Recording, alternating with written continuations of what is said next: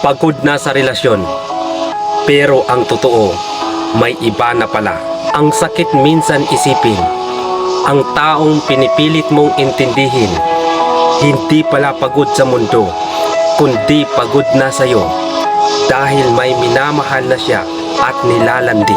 Kaya pala ang tarantado, may iba na siya, gusto niyang tumikim ng ibang tao. Akala mo pagod lang siya sa relasyon. Pero ang totoo, hindi ka na sapat sa paningin niya. May iba na siya. At may nagpapasaya na sa kanya. Pag lalaki nagsabi ng nakakasawa ka na, nakakainis ka na, at wala kang kwenta, huwag na huwag mong paniniwalaan. Kasi sa likod ng linyang nakakasawa, may effort na pala na hindi na para sa'yo. May oras na inilalaan para sa iba. May interest na unti-unting lumilipat na hindi na ikaw. Kaya huwag mong gawin dahilan ang pagod. Kasi minsan ang totoo niyan, hindi talaga siya pagod sa relasyon. Pagod lang siya magpakatotoo sa'yo.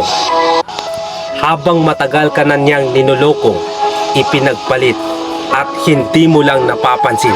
Masakit man tanggapin, pero mas masakit yung ikaw pa rin ang lumalaban. Samantalang matagal ka nang ipinagpalit, niloloko, at binibitawan sa isip niya.